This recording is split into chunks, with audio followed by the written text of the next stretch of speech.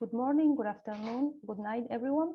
Welcome to the 5th webinar of the second edition of the GAWTEC webinar series, which is focused on reactive gases. Today we have Detlev Helmig, I don't know the pronunciation of your last name, I'm sorry, who will be talking about methods for the monitoring of atmospheric volatile organic compounds.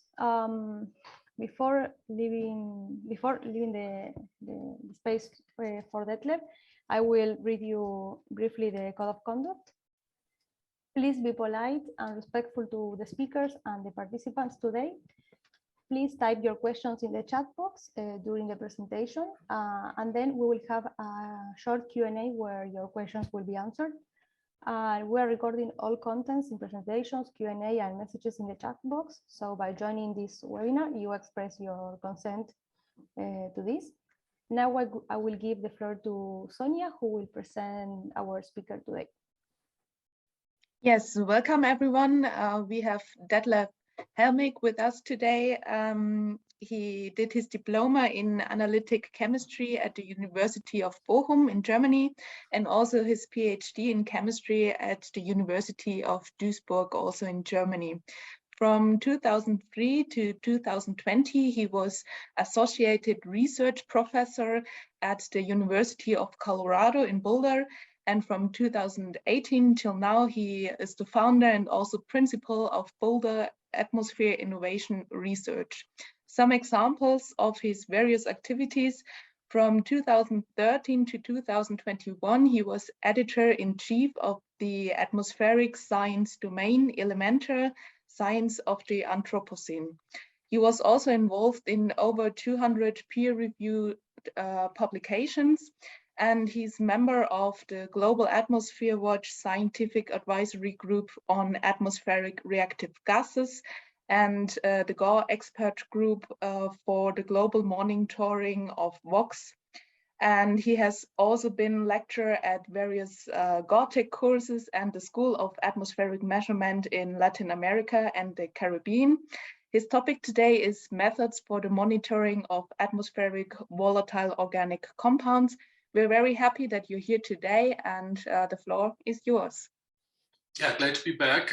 Wherever you are, good morning, good afternoon, evening. It's 7 in the morning here in Boulder, Colorado. So I'm in Boulder, Colorado, and I'm one of the members of the WMO Global Atmospheric Watch Scientific Advisory Group for Reactive Gases, and that actually has a subgroup on volatile organic compounds, and I've been with that for some 15 years as well. And I've been focusing my research career on volatile organic compounds. I've been doing this since the 80s in the context of forest decline research in Germany, and have held on to it ever since. So I've been enjoying, having fun, catching volatile organic compounds from the atmosphere. And I'm not going to be able to explain to you how to do this in 40 minutes or something I have today. So my goal is to give you just an overview of what has been done, how you can do it. And I hope I'm going to provide more information than confusion to you while I'm doing this. So let me walk you through my presentation. This is where I am. Colorado in the United States, top left, you see where Colorado is in that red box. And within Colorado, I'm in the Boulder area, which is north of Denver. You see that in the map on the right. And within that red box, we've implemented this monitoring network to address air quality issues we have here in the region. And there are 6 stations right now, and 5 of them, and you see in these little boxes highlighted in red where it says VOCs for volatile organic compounds. 5 of them include the monitoring of volatile organic compounds. And those are all systems that we develop, that we build, that build on many, many years of experience we have in doing this. And they're all running, they're running around the clock. They're reporting data, and these data are reported to websites that the public can view to keep track of the levels in their air of these volatile organic compounds. And this is a screenshot I just took this morning. If you look at the the time scale on the x-axis, it shows 3 days of data, and it goes to Wednesday, November 10th, this morning. So I just took this morning, and you can see all these stations are reporting these concentrations for ethane, propane, benzene, toluene, and you can see they go up and down, some of them together, even though these stations are 15, 20, 30 kilometers apart. But there are some common features in the data, but you can also see that some of them then have concentration spikes you only see there and not at the others.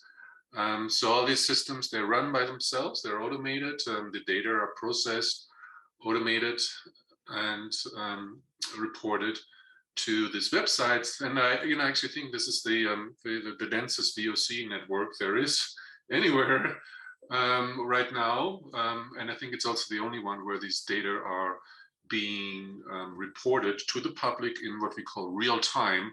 So within a few minutes, to make these VOC data available for everybody who's interested in following these concentration changes. And it's it's about the forefront of the VOC monitoring programs research that you will find these days. So how do we get there, and what does it take to do this?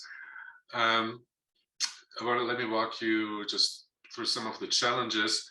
So when it comes to VOCs, volatile organic compounds, what we need to realize is how low we call them mole fractions or concentrations really are. And to demonstrate this to you, if you take yourself as a scientist, researchers there in the box, you are one person, but on the globe, there's, I just looked this up yesterday, there's 7.9 billion people right now. So if you take yourself within all these people on the globe, and it's 1 over the 7.9 billion, then, if you calculate what mole fraction we call that, this would be 0.12 parts per billion. So you are 0.12 parts per billion of the global population in people. And that's about what we measure when it comes to VOCs. So VOCs out there, and if you remember the scales of these graphs I showed you, they are roughly in the area of low parts per billion, subparts per billion. So you among the world population, that's about the mole fraction of concentration that we measure when it comes to VOCs. So that's not all that easy. And but what's different here is we are one out of many other people, but here it's one VOC molecule in a crowd of many other gases. And to put that in perspective, here's the composition of the atmosphere again.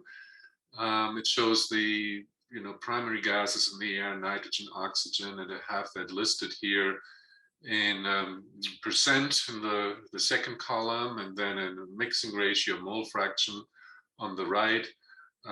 So you can see, how these percent values become smaller and smaller as we go from nitrogen, oxygen, carbon dioxide, methane, and so forth. And then at the very bottom, there are VOCs. So on a percent scale, the 0.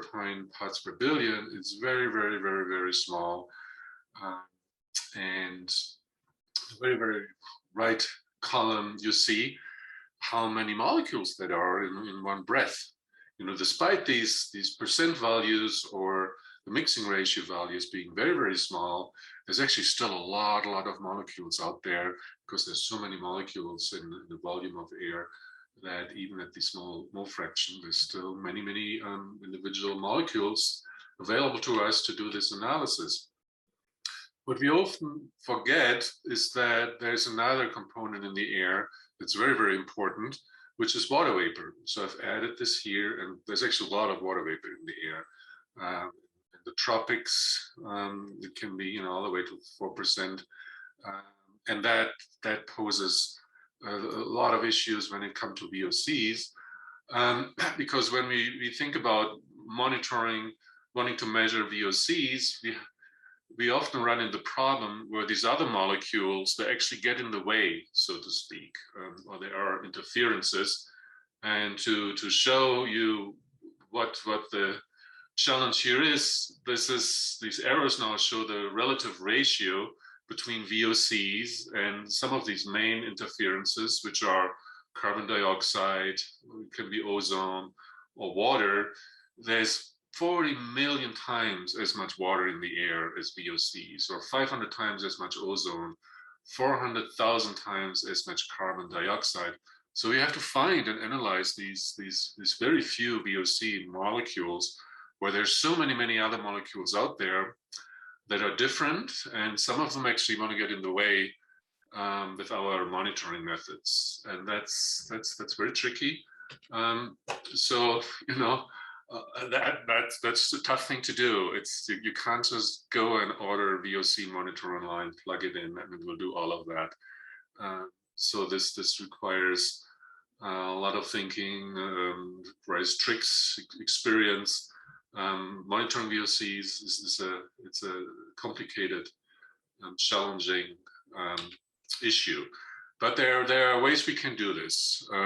So what we're building on and harvesting here are different things. One approach is we have to find a property that makes that VOC different than everything else, and if we find that, we can draw on that property and use that to analyze this. And here's an example. All of you with your naked eye see there's one sheep here that's different than everything else, and we see this right away. It sticks out because it has a different color.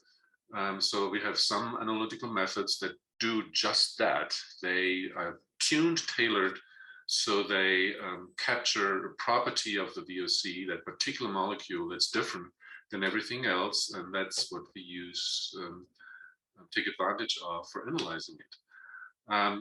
Another method that's used extensively is where we separate, extract the VOCs from everything else, and I really like this slide because it makes it pretty visual how that's been done. If you think about the ocean, how much ocean there's, how much water everywhere, and then there's a very few fish in there. And when you're out there in a boat, you don't really see the fish, but they're there, and having a net to pull the fish out, that's the trick. We can extract, isolate the fish from the water. And again, that's something we do when it comes to VOC analysis. Actually, very similar. Despite so few fish and this much water, we still are able to catch the fish. And we do something very similar when it comes to VOCs. So there's different ways to do this, and it kind of builds on these different principles. And I want to just walk you through this. I cannot explain all these one by one. Let's just give you an idea what the possibilities are. So when it comes to VOCs, I have these categorized here as analysis principles. We can look from a distance, such as by satellite. We can look through the air from the ground. That's called FTIR, Fourier transform infrared column methods. We can go to where the air is and measure it there with an instrument. And there are different systems for doing that. I'll show you some pictures in a moment. We can collect air and measure it at home with an instrument, take it to the lab. That's very different than going and measuring it where the air is. And I'll give you some examples how that's done. We can just selectively catch the VOCs and bring them back home, and then weigh them, measure them, count them back home. So instead of catching, collecting all the air, you extract the VOCs, just like with a fishing net. You can make the VOCs into something else in the field and then bring them back home. So there's different ways for doing this. And then for analyzing them, there's different type of analytical instruments or detectors to do this, either in the field or do it in the lab. And I have just some of them listed here. There's total volatile organic compound detectors. There are these Fourier transform infrared instruments, and there are mass spectrometry systems, many different types. There's photoionization detectors. A relatively new system are these cavity ring down spectroscopy instruments. And then a big one that's been used very extensively, a big group, gas chromatography techniques. So there's also different types of monitors, different types of detectors out there to measure these VOCs, all building on these principles I showed to you earlier. So just a few examples what falls into these methods. You know, satellites, how they look like. There's a few species we can actually measure from satellites, and it's been done for some 15, 20 years. This is an example where formaldehyde levels are derived from a satellite system. So that gives you, spatial coverage of these VOCs, and it gives you a column measurement mostly, not exactly what you have right at the surface. Rather than having your viewing done in space, you can also do the view from the surface. So there's surface located Fourier transform infrared spectrometers that use the sun as a light source and look at the absorption at specific wavelengths by volatile organic compounds in the atmosphere. This has evolved nicely just in the last 10, 15 years, has been applied, for instance, for ethane measurements, with several publications over the last few years. So the map shows this network of these ground-based Fourier transform infrared spectrometers. And then to move on to a different type of monitoring method, there's something really primitive out there that are total VOC analyzers. This starts out with these handheld detectors that are used mostly for leak detection, such as in oil and gas industry operations. They usually don't give you concentration value for one particular VOCs, but they tell you, well, there's this many VOCs out there all together. So we give you just something that reflects the total of them. And I said it's mostly a work safety monitoring method, and they're not very sensitive usually. They're typically not suitable to measure VOCs at typical ambient levels, but they allow you to do a measurement in situations where there may be highly elevated levels in a work or industrial setting. Then there are these more research grade instruments. They're called total hydrocarbon analyzers. And again, they don't speciate VOCs, but they measure them all together as one. Some of them differentiate between methane and total VOCs. So if you're just interested, what's the total loading of VOCs in the air, without asking, what are the individual gases, you have some commercial analyzers, such as these ones, that can accomplish that. Now, moving on to going to where the air is and measure it there with an instrument. That's being done on the ground. That's field work, we usually call it, but it can also be done on the plane. There's different systems out there to measure volatile organic compounds on the planes. From a plane platform that's become popular over the last year, also spectroscopic measurements, where air is passed through an absorption cell, and the loss in radiation from a light source is measured at very narrow wavelength bands. So that's been used, for instance, for ethane, for formaldehyde.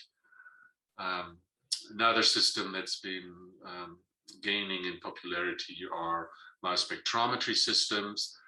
This is a couple examples: proton transfer reaction mass spectrometry. They're very big, complicated, expensive instruments require pretty high skills training to operate, maintain them, and process the data. But they've become more and more frequent out there, and they're large, heavy instruments. They show some pictures of these PTR MS instruments, so you'll find those out there. There's a new generation of analyzers out there, and they're quite a bit smaller. They're not quite as expensive. They are building on cavity ring down spectroscopy. There's pictures here from one of the leading manufacturers. They have been developed thus far to monitor ethane, acetylene, ethanol, and there's more and more molecules slowly added to this suite of measurements. They're very nice monitors, work really, really nicely. So you see those out there more and more often these days. And then really the workhorse for VOC analysis over many, many years has been gas chromatography methods. So there are some commercial gas chromatographs out here, but that's really just a part of the instrument. To analyze VOCs by gas chromatography, it takes much more than just a gas chromatograph. You have to accommodate a system to preconcentrate these VOCs from the air, and that's that fishing slide I had earlier. So you have to extract the VOCs first, and then you deliver them to that gas chromatograph. And then on top of that, you have to define a detection method, because the chromatography method only provides the separation of the VOC mixture. And for the VOC detection, again, there's different systems out there building on flame ionization or mass spectrometry, electron capture. So there's photoionization. There's also a whole range of options to then identify, detect, and specify the different VOCs. The most tricky part of that is the preconcentration focusing. So that's the fishing part I've mentioned several times now.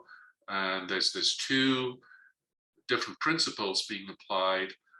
So how do we get the VOCs out of the air where all these other molecules are? This can be done by cryogenic techniques. Used to be very, very popular, but it's kind of dropped to second place over the years because it's somewhat cumbersome, because you have to provide liquid nitrogen, cryogen, for doing this, and this can be hard to do in the field or on planes or so forth.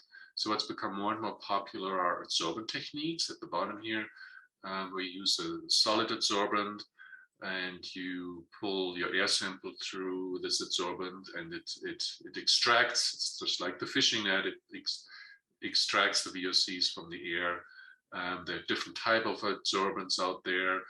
Very often they're temperature controlled. Many times they're cooled somewhat while the VOCs are extracted, and they can be operated for a long, long time. You don't need cryogen.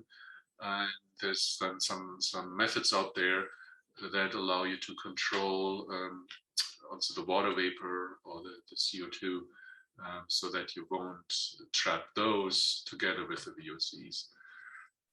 So we talked about the gas chromatography detection options.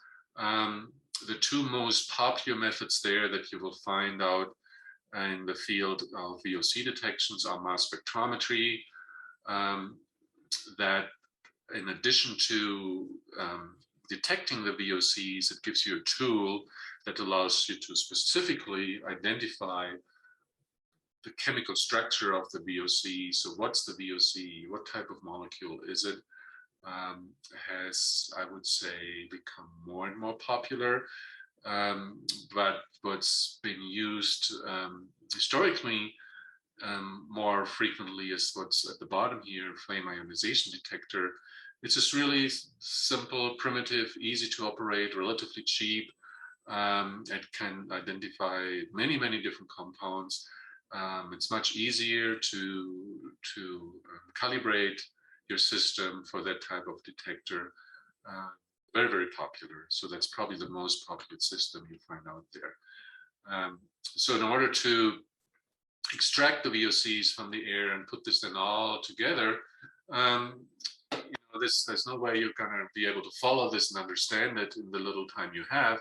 I just want to show you how complex these VOC analysis systems is. So the gas chromatograph is just down here. I hope you can see my cursor in the bottom right. And it's really only a small component of that whole analytical system.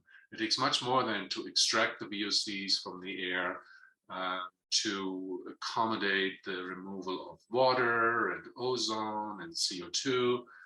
So these systems become pretty complicated, very involved. Some of these are commercially available. Many groups out there use custom-built, home-built system for that. So this is it's a pretty big effort to configure and set up one of these VOC systems. And this shows you one example for such a system, and that's the one running actually at the Zugspitze laboratory. So what you see in the left part here, that's the GC, that's the off-the-shelf commercial system, and that's really the easy part. On the right side now, that's the system that accommodates the extraction of the VOCs from the air,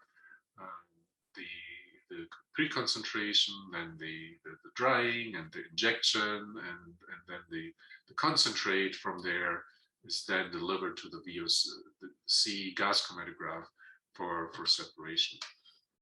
So let's look at some of these other principles, how to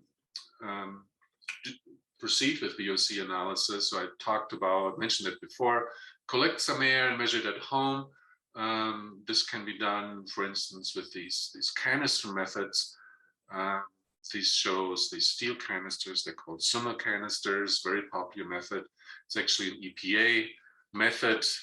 So there's a federal regulatory method. There's what's called a compendium method that's defined by the US Environmental Protection Agency, for instance, that builds on this method. So it's a very well defined, developed, established analysis method where air is collected in these canisters, or in other containers. So it doesn't need to be a canister necessarily. You could capture air in bags, in different types of flasks, as long as it's inert, as long as the VOC sample is stable in these. There's some of them where you don't need a pump to doing this. To fill like a Teflon bag, for instance, you need a pump. So you need to run your sample through a pump, which means you need some power, and you have to worry about what happens to your sample while you're running it through a pump. For these canisters, you can evacuate them in the lab, take them in the field, and just open a valve and take a sample that way, which makes it very attractive and very easy to apply. This, for instance, shows collection of VOCs near a road. You can see the canister there sitting on the ground. You can just let that sit there for a while, and it will, in this case, slowly over an hour, fill the canisters with air from this sampling location. There are commercial systems out there that allow you to collect many of these all at once. This is called a programmable flask package that allows you to collect up to 12 samples one by one. So you can program this, automate it, do it over a sequence of several hours, a day, or even a week. There's glass flask systems out there. That's actually the core sampling method for the NOAA global greenhouse gas sampling program. And we have been then also analyzing volatile organic compounds from these. For instance, this is the network of stations where these glass flasks are filled every week. And then the air is sent back to the central laboratory in Boulder, and the air is extracted from these flasks. with a system similar to the one I showed you for the Zugspitze, and then separated by gas chromatography. And that's how we've been able to research global distribution of some of these VOCs, such as for ethane here. This graph shows 15 years of measurements of ethane at these different global locations, from the north to the south, and you can see how dynamic these VOCs, in this case ethane, changes throughout the year and along this latitudinal gradient. I mentioned this earlier. There's a way to catch the VOCs and bring them home. So instead of taking, a whole air sample in a canister and take it home, you can apply solid adsorbent techniques in the field and extract the VOCs right there. And what's been used there extensively are these adsorbent tubes, adsorbent cartridges. So these are tubes about the size of a pen, pencil. They're filled with a solid adsorbent. You need a pump then to pull a defined volume of air through these tubes, and they selectively extract, hold on to the VOCs, but not to most other things. And then instead of taking all that air back to the lab, you take these cartridges back and you can store them for a while before you analyze them. And there are commercial systems out there that allow you then to process these samples by thermal desorption. So by heating them, the VOCs are released and they're then transferred again to a gas chromatograph and analyzed by gas chromatography. And again, this is so well developed, established. There are commercial systems out there that the EPA many, many years ago already defined a regulatory method. So this is an accepted method to analyze VOCs and assess air quality at monitoring sites. It's another way out there where instead of catching the VOC, the adsorbent, you make it into something else. That's extensively used for aldehydes, for ketones, and these methods are called derivatization. So there are these small cartridges out there, and again, you pull air through them, and on these cartridges, there's a chemical reactant that then will react with in this case, the carbonyls, make them into something else, which is a stable product. And you can store those for a while, take them back to the lab, and then they're processed by mobilizing these derivatives with a liquid solvent and analyzing then these extracts by a chromatography method. And again, this is so well established that there's in the United States, there is a protocol approved by the federal government for using this analytical method in the quantification of these carbonyls in ambient air.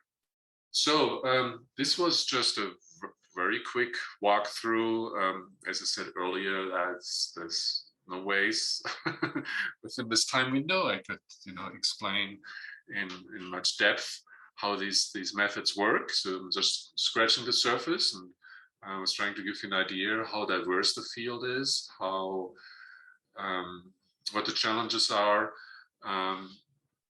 what the different options are.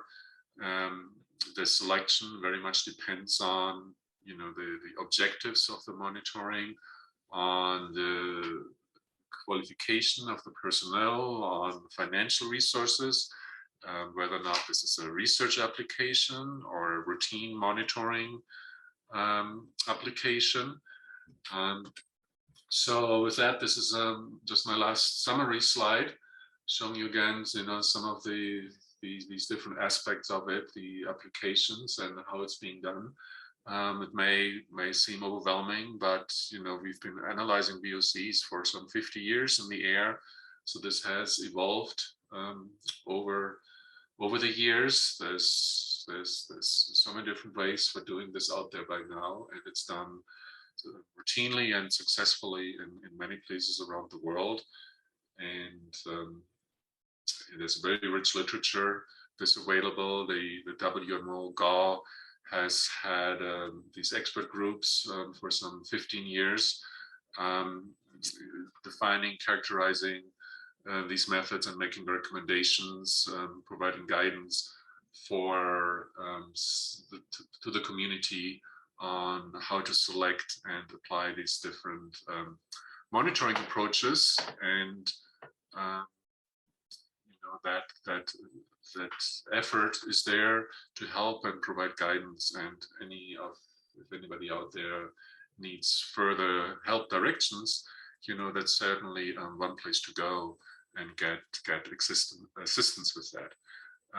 And so with that, I will stop my sharing here, and I will turn this over to see if there's any questions on any of these things I presented here today. So thanks for listening. Thank you, Detlev, for your well-explained talk. It was very interesting. I think we have some questions. Maybe Claudia will say the first one. Yeah, thank you very much, Detlev. Very nice overview. I was just wondering whether there's any advice from your side when a station would like to start to measure VOCs, what the best approach would be given this diverse set of methods. If you could give any advice on that, thank you. Yeah, but good question. I cannot give you a concrete answer because the selection of the monitoring approach very much depends on the objective of the monitoring. So, I think this first step is to sit down and define the goals. Which VOCs do you want to measure?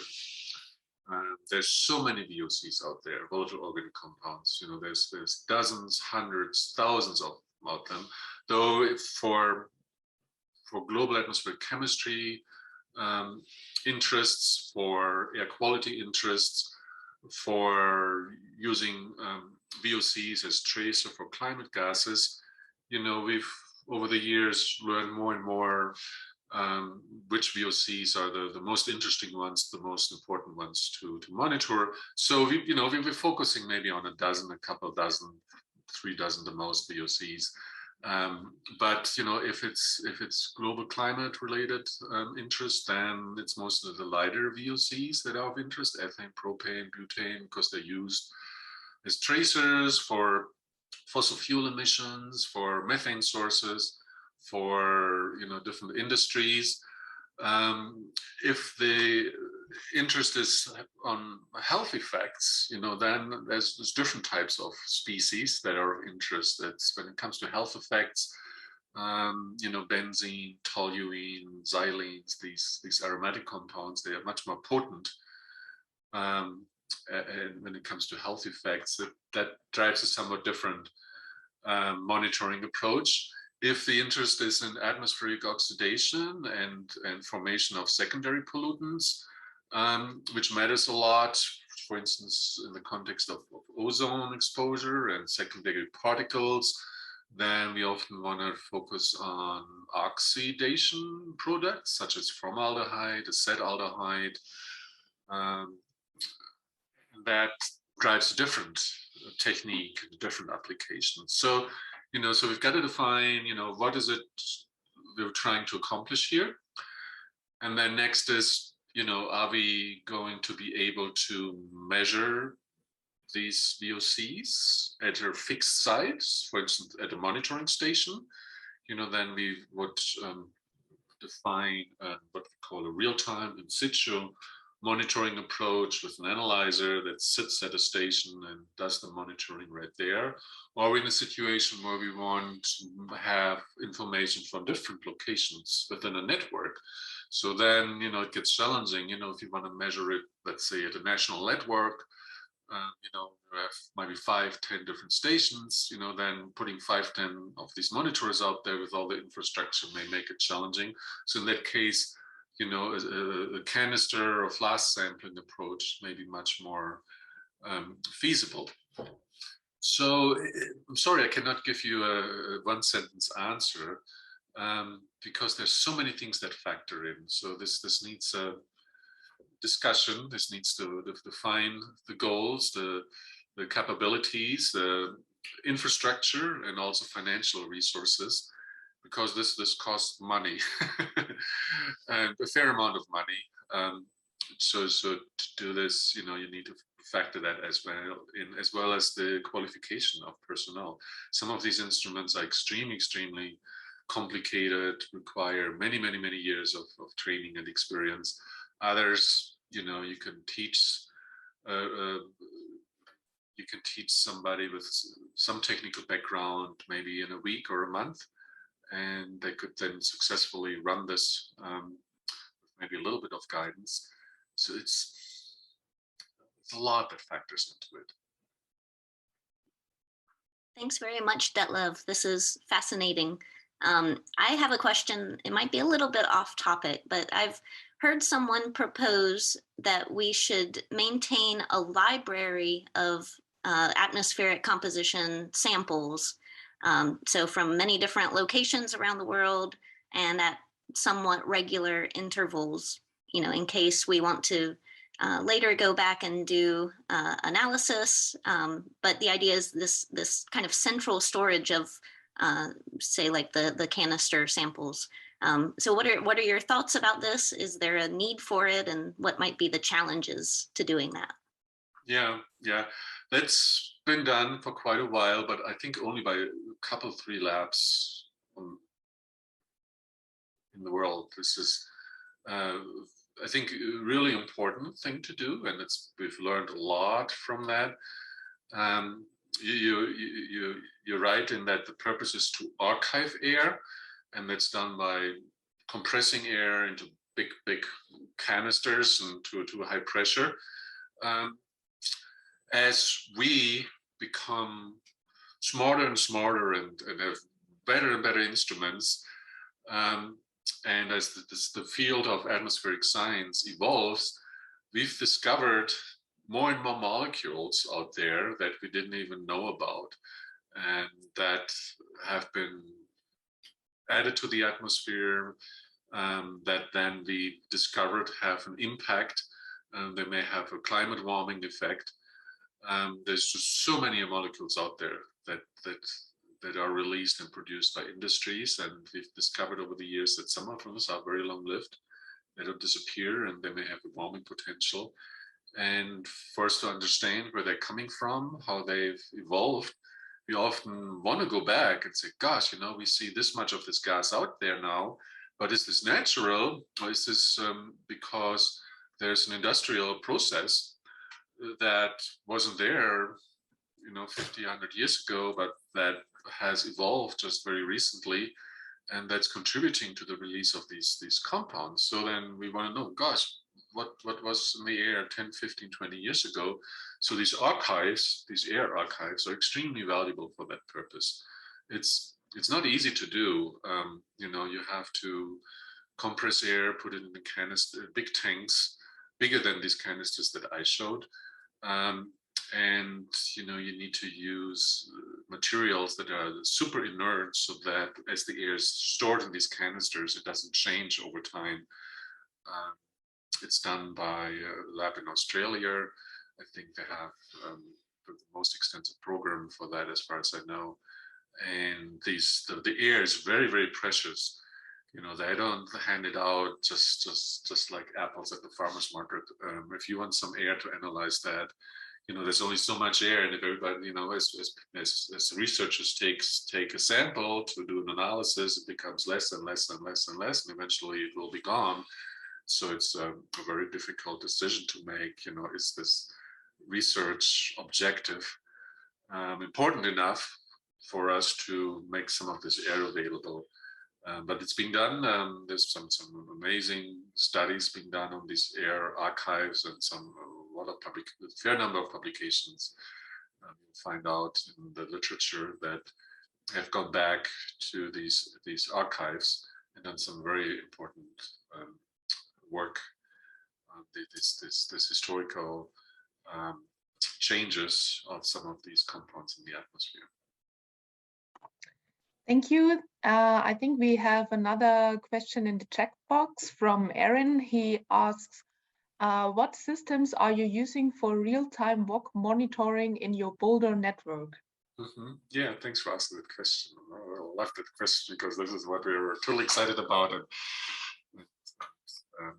do this here around the clock. And actually, we have 5 of those running right now, and there's 1, 2, 3 more currently in development. So that builds on what I was going through, probably ways too fast in that presentation. We are extracting air from the air with this fishing net principle by pulling it through a very, very small piece of tubing that's filled with solid adsorbents, a combination of solid adsorbents, which then will trap these VOCs, and when all the rest goes through there. Before doing this, we need to dry the air to reduce the water vapor. You know, actually, what was it, 40 billion times as much water molecules in the air as there's VOCs. So we have to get rid of most of the water first, because otherwise it would just saturate the adsorbent. So we dry the air, then we focus it on this micro adsorbent trap, do that over 10 minutes. And then this trap is heated very, very rapidly from minus 40 degrees to plus 300 degrees centigrade. And inert carrier gas then purges these VOCs out of the trap onto a gas chromatography system. And we have different chromatography instruments out there at different chromatography columns. The focus of this work is on the lighter VOCs, since they're the constitute most of the mass of VOCs in the air.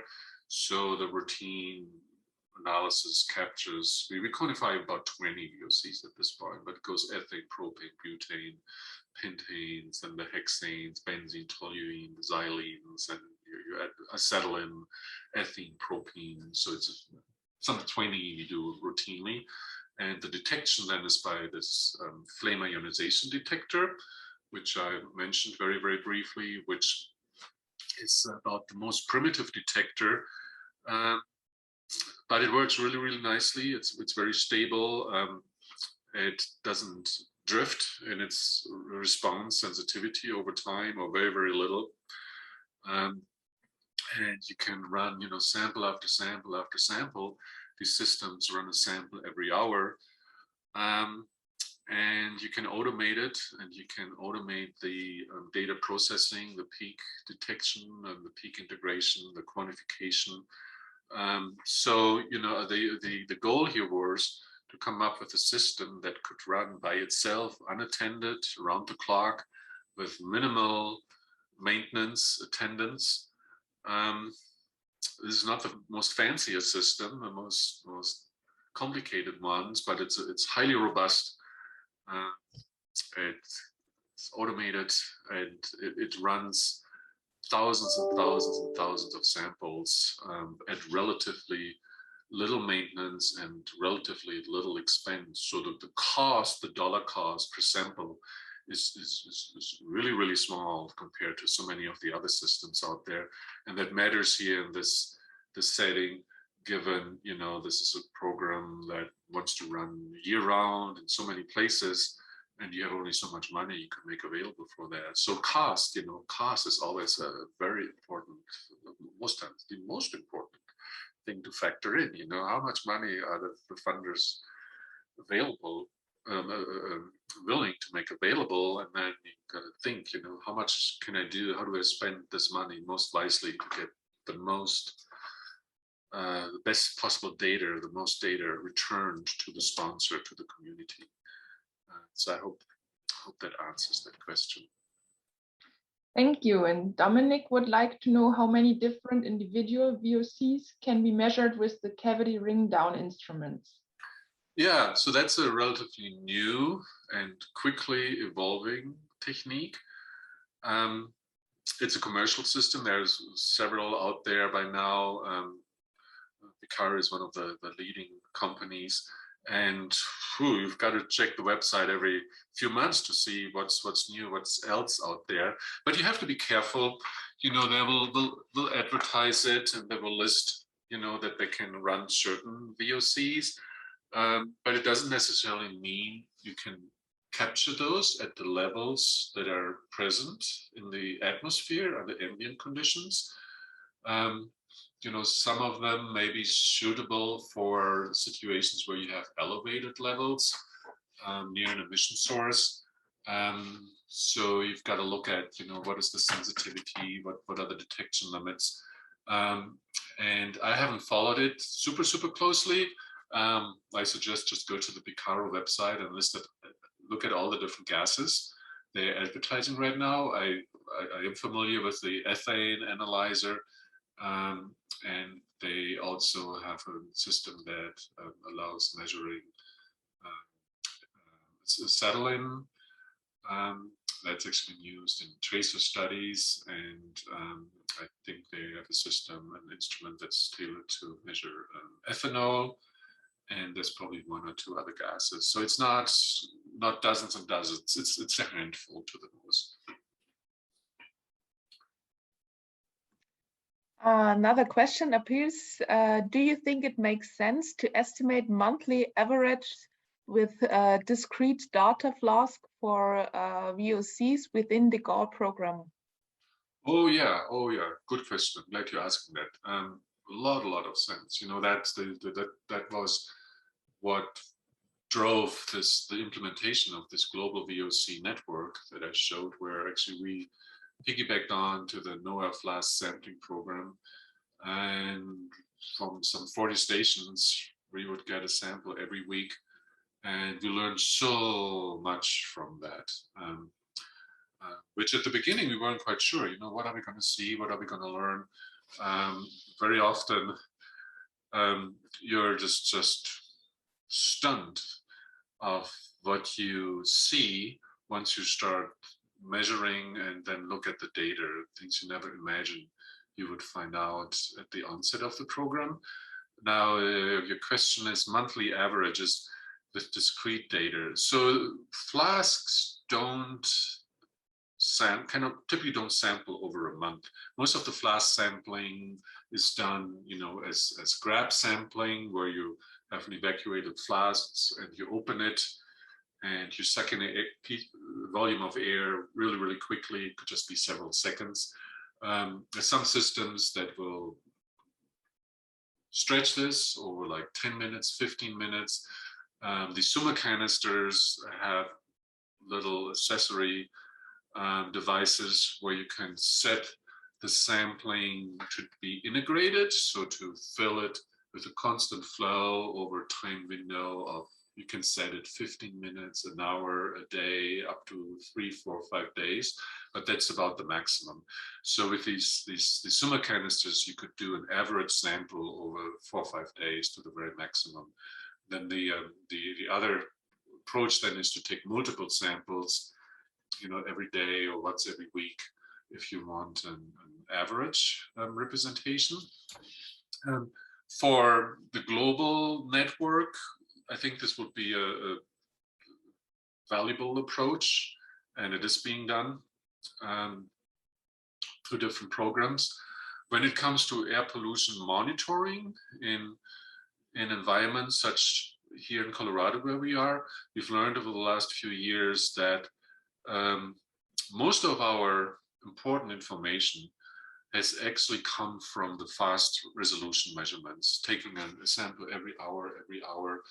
And most of the human health exposure information that we, or the community is interested in, has come from the high resolution monitoring.